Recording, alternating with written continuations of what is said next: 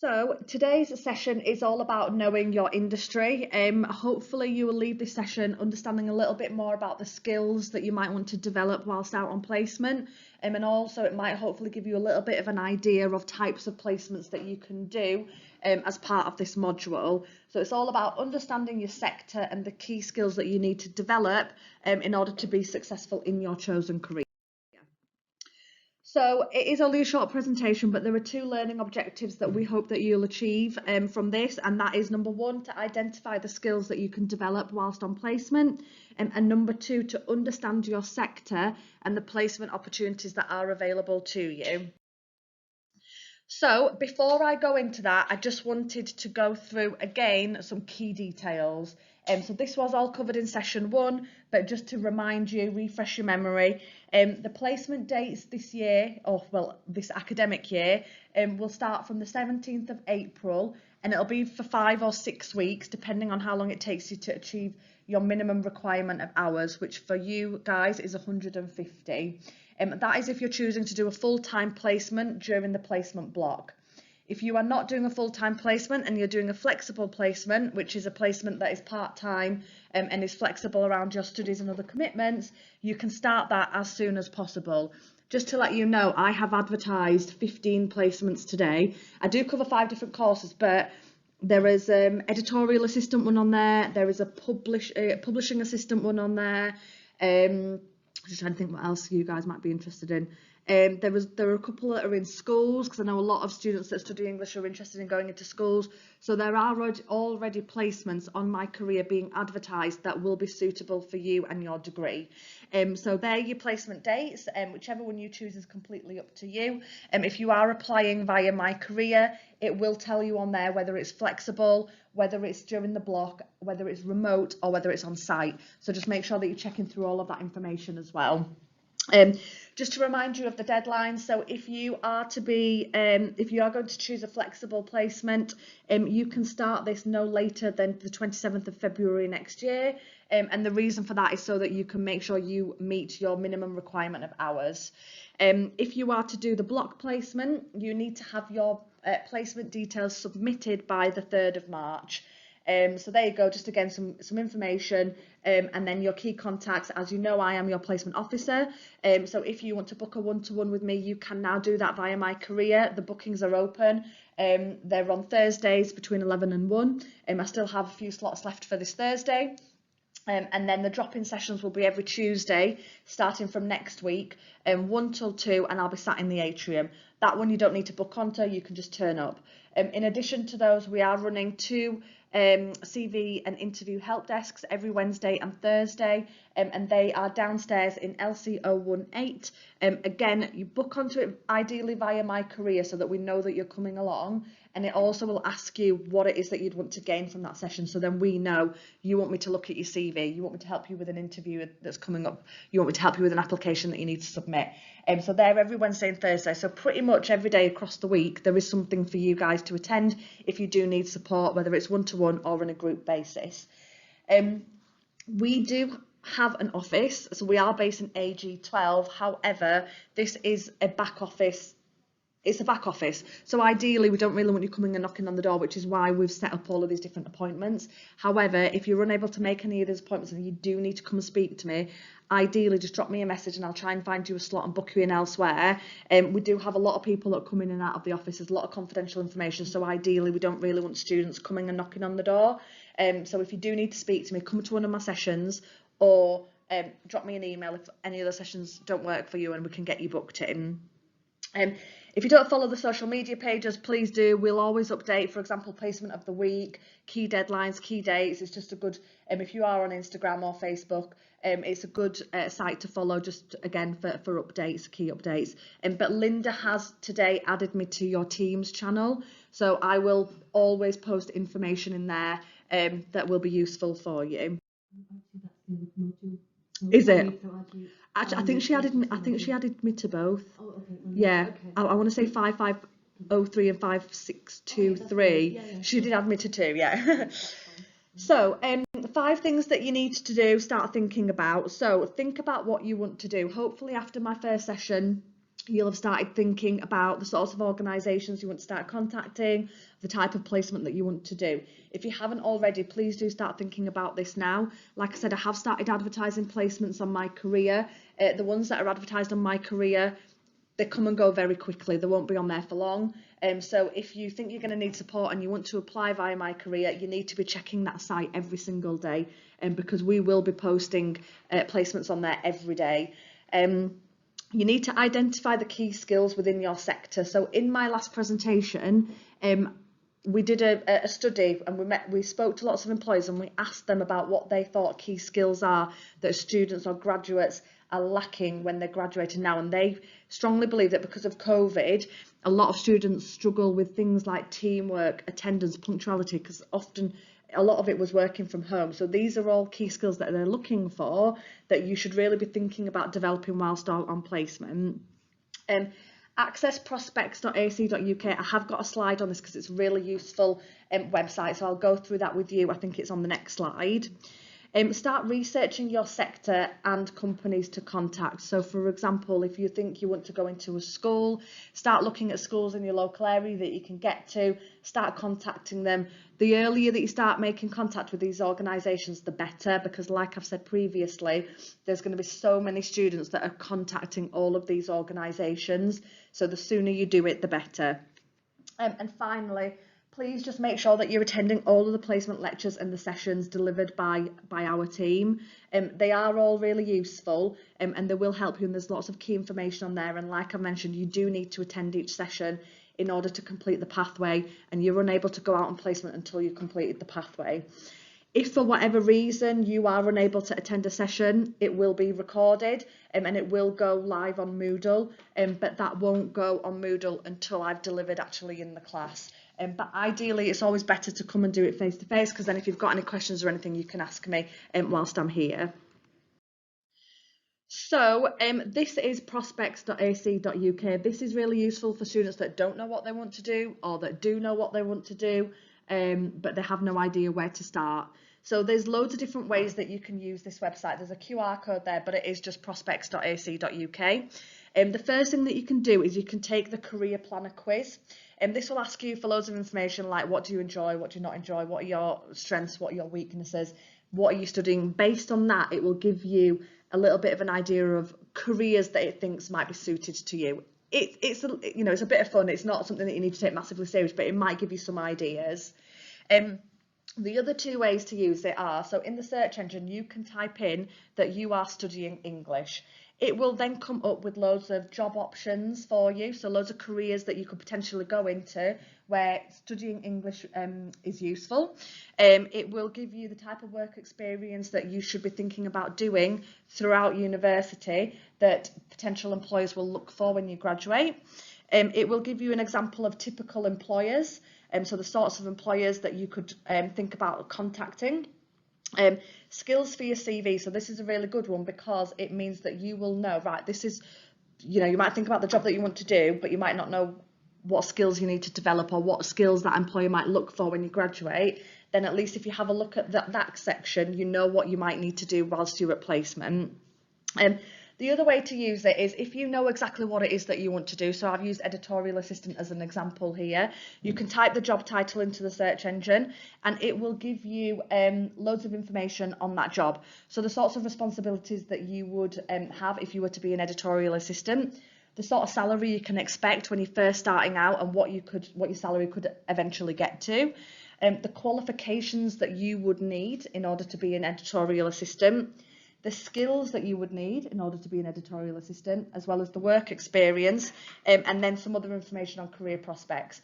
So this is a really useful tool to identify the key skills you will need to develop now that will help you get your chosen career when you graduate. So if you haven't been on this site already, please make sure you go on here because, like I said, it will give you loads of information and loads of ideas of where to start looking and what to start thinking about when looking at placements. So it is all about skills. Essentially the purpose of your placement is to build on the skills that you will need in your chosen career. So we know how to find out what the skills are that you need, but I have taken some information from prospects.ac.uk, and you can see some of the key skills for English. And if you read through a few of those, you'll be able to see that actually you could gain those skills in any placement. You don't necessarily need to go into something specific. You literally can develop skills on enthusiasm and interpersonal skills, flexibility, time management, the ability to keep tight deadlines. These are all skills that anyone within the English sector would need to develop in order to get into their chosen career. But like I said, it's just to give you an idea of the fact that you can develop these skills in any placement that you go into. So if you are struggling, for example, to get into a school, because I do know it is quite difficult to get into a school for placements. If you're struggling, don't worry. Think about other areas or other placements that you can do where you would also develop these key skills. Again, so these are some of the skills that you can develop on placement. I'm not going to read through them all, but for example, organisation, self-confidence. Start thinking about those things that you want to develop and those sort of skills that you want to start putting onto your CV. So there is a difference between hard skills and soft skills. You may have heard this phrase before, you may not have, but essentially the hard skills are the skills that you will develop most likely throughout the academic part of your degree. So specific qualifications, formal qualifications, knowledge of certain packages, things like that. The soft skills, these are the skills that employers have said they are looking for in graduates. It's not the hard skills, it's the soft skills. So they are looking for general characteristics and traits because they know that they can train you on those hard skills, whereas the soft skills, not so much. So they'll be looking for things such as time management, professionalism, communication. These are the skills that employers feel like students have not been able to develop over the last few years because of COVID. So these are the skills that they are really looking for students to have developed throughout their time studying. So by doing that, you really need to be thinking about not only your academic side, which is obviously very important, but also any extracurricular activities. So like I mentioned in session 1, getting involved in things such as the student union, and also your placement, of course. So really start focusing on those soft skills that you can develop. Hard skills, like I said, are useful, but it is those soft skills that organisations will be looking for when you graduate. So this is a little activity. There was a VVox on here. I've taken it off because I'm not very tech savvy, so it wasn't working for me. But can you all think of any sorts of skills that would be useful for you guys to develop on placement that will be useful for you when you graduate? Any skills that we've not really gone through? Is there anything else that you think would be really useful to develop whilst out on placement? I just need a couple. There's no wrong answer. Anything? You've covered quite a lot. Yeah. Good answer. Okay, I'll move on to the next slide then. So we want you to think outside the box. So I've mentioned this probably quite a few times, and it seems to be a recurring theme throughout my presentations, but we really want you to understand that, look, if you're not able to find a placement within your chosen field, don't worry about it. So for example, if you're not able to find a placement working as a teacher, it's absolutely fine. Don't attend my one-to-ones or come to my drop-in session and say, I cannot find a placement, because you're only looking for one certain specific thing. Think outside the box and just remember, whatever it is that you do your placement in is going to look good on your CV, because you will be developing all of these skills that we've been speaking about. So remember, the type of organisation is not the most important thing. It's what you're developing whilst you are out on placement. So before you start applying and start contacting organisations, it's really good for you to start thinking about what you want to do. So we've broken it down a little bit for you. So think about what you want to do, where you want to do it, why you want to do it, and who you want to do it with. So as an example, what do you want to do? So consider which areas of English interests you. So there might be something that you've done throughout your first year or already in your second year that you've really enjoyed that you want to explore more. For example, teaching or publishing. Like I mentioned, we've already got an editorial assistant placement and a publishing assistant advertised on My Career. One of them's working with an independent writer. It's working from home, so it's actually a really lovely placement. So there are things already being advertised, but have a think about what it is that you enjoy, what do you like doing, and what would you like to do your placement in. Where are you going to do your placement? So if it's not a remote placement, just make sure you can get there. There's so many times we've had students that have committed to a placement, they've gone on day one, then they've rang us and said, I can't do it anymore because it's 2 buses and a train. Before you go out on placement, before you commit to anything, before you even apply to anything, make sure that it is feasible for you to get there, whether it's public transport, driving, however it is, just make sure that you are able to get there. Why do you want to do it? So start thinking about why you want to do this specific placement, because once you understand why you want to do it, you will know what you need to develop. So for example, if you want to gain more publishing understanding, search for a publishing role, but explain to the placement provider why you want to do it, what you want to gain from it, so that they can then hopefully make sure it is a really beneficial placement for you. And then who? So who do you want to work with? For example, do you want to work in the public sector, the private sector? Do you want to work with a small organisation, a large corporate organisation? Start thinking about the types of organisations that you want to work in. And once you've got an idea of these 4 things, hopefully it will help you to decide who to start contacting. So before you go out on placement, you will be required to complete a health and safety form. You will be required to complete a health and safety form, and so will the placement provider. If you have applied for the placement via My Career, they will have already completed the health and safety form. If it is a provider that you find yourself, we will send them a health and safety form as well. The reason why I've put a slide in here about this is so that you're fully aware that you are not allowed to go out on placement until this is completed. We have a duty of care to make sure that when you go out on placement that you are safe, you're working in a safe environment, and that you're not being asked to do anything of you that, for example, is strenuous or whatever. We need to make sure that we've checked this both from your point of view and the placement provider's point of view, like I said, to make sure that it is a safe environment for you to be working in. You'll be asked questions about even just travelling there. What's the location of the placement like? What are the surroundings like? How will you get there? All these sorts of questions we need to find out from you, just to make sure, like I said, it's safe for you to go. So the form will be sent to you once you've submitted your placement details. So that's another thing that you must make sure that you do as soon as you've confirmed your placement. So these are some typical roles related to English. I'm not going to read through all of them. Again, this has been taken from prospects.ac.uk. These slides will be shared with you on Moodle, both on your module page and the placements page. And like I said, it's on prospects.ac.uk.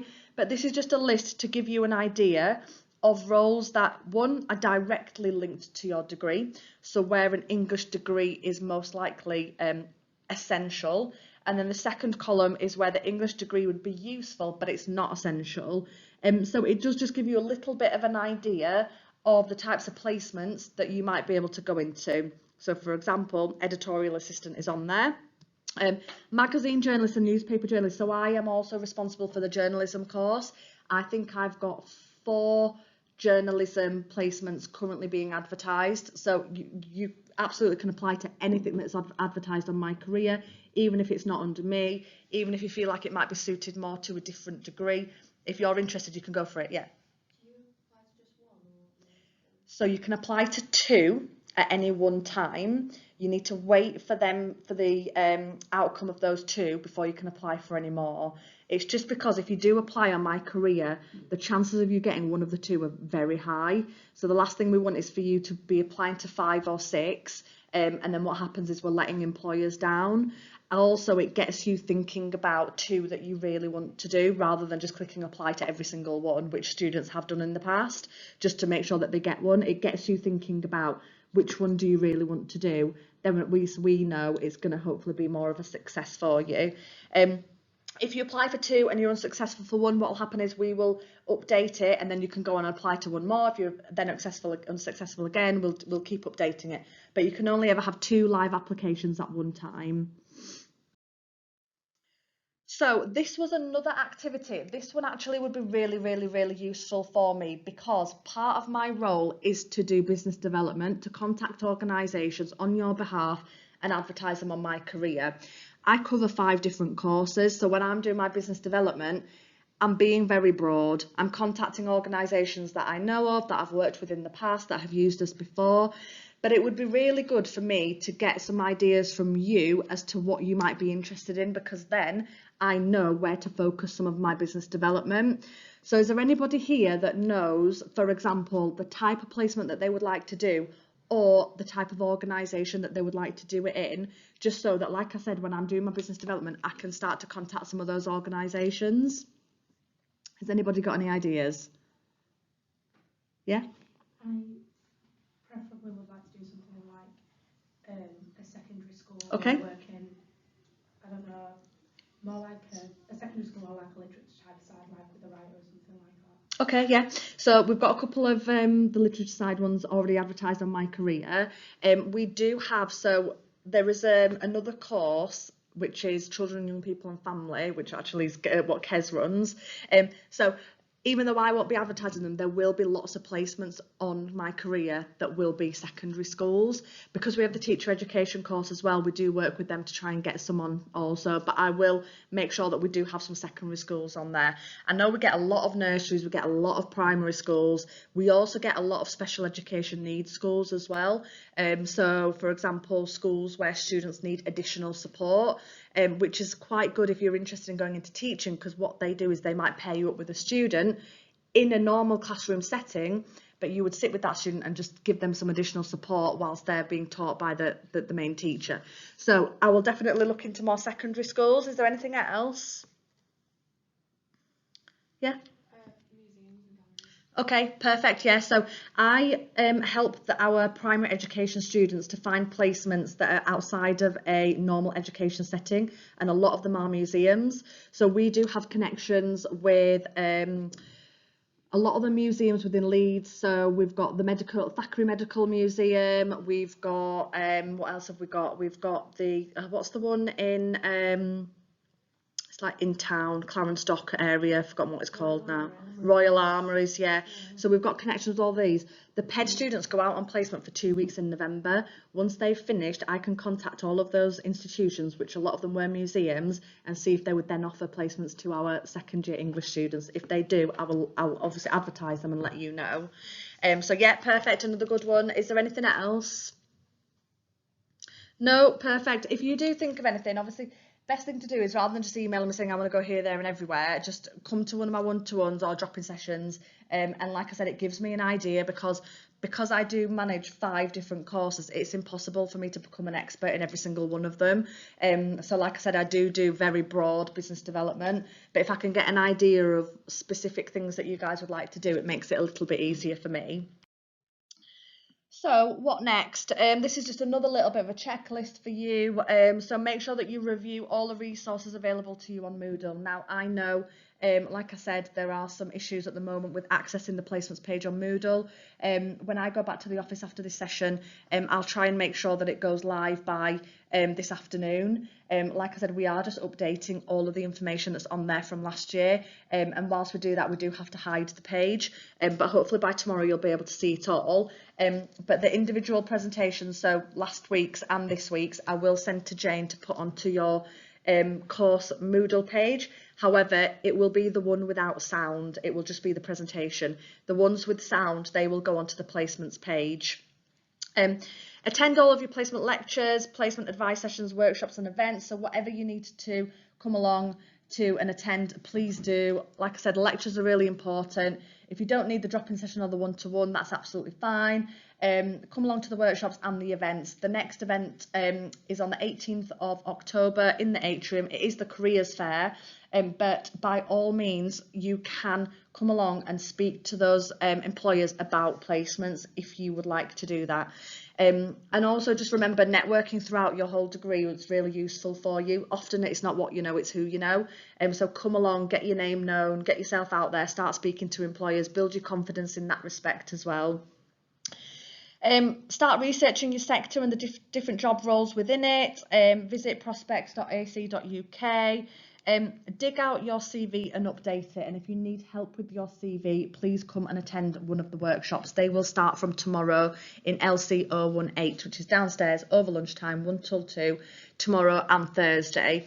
I can have a look at it if you think it's not that great, or you just want me to check that everything's okay. If you want to tailor it more towards a specific organisation or a specific sector, I can help you to do that. And we do have course-specific CV templates that we can provide you with, and they will also go onto Moodle, so you can use those. But you may already all have a CV and you might be happy with it. If you are, then brilliant. Start researching and contacting organisations. So please do that as soon as possible. Like I said, don't leave it till the last minute, because if you leave it to the last minute, you'll end up going with a placement that you didn't really want to do. You just end up having to do it for the sake of it. Keep in touch with your personal tutor and your placement advisor. So that's me, and you'll know who your personal tutor is. Keep them up to date. Let them know what you're doing, because we're really hot on it with engagement this year. We've got a new director that's come in. She wants full engagement from all students, which means she's asking us to literally track attendance from lectures. She's asking us to track everything. So please do keep your personal tutor up to date, so that if for whatever reason we think you've not been engaged, we can at least speak to your personal tutor and they can say, no, they've been keeping me up to date with what they're doing. And finally, look at the placements on My Future. I need to change that. It's not My Future anymore, it's My Career. I mentioned last week that in your first year, you'll have known it as My Future. We rebranded. We are now My Career. I'll change that on here. But it's essentially the same website. So, does anybody want me to play this video again? I know I played it last week. It was like 4 minutes long, but you've all seen it, so I don't think there's any need for me to really play it again. If you do want to watch it again, it's built into, obviously, this presentation. It's built into session 1's presentation. You can also find it on the YouTube page of Leeds Trinity University. It does just tell you, for those that weren't here last week or have not seen it, it tells you how to use My Career and what you can do on My Career. So you can look for part-time jobs, volunteering opportunities, you can apply for placements, you can book on events, you can book one-to-ones, everything you can do, it's all done through My Career. Another reminder of the useful links. So we've got the first one, which is to the Moodle page. Like I said, obviously it's not live at the minute, but it will be live later. So maybe take a picture of it, or scan it and sort of refresh it later. And then the second QR code is for your placement allowance form. So if you've not already done it, please make sure you complete your placement allowance form as soon as possible. You cannot move on to the second part of your pathway until you have completed your placement allowance form. The second part of the pathway is this session. So everybody in this room can complete their second pathway, providing you all have attended session 1 and completed your placement allowance form.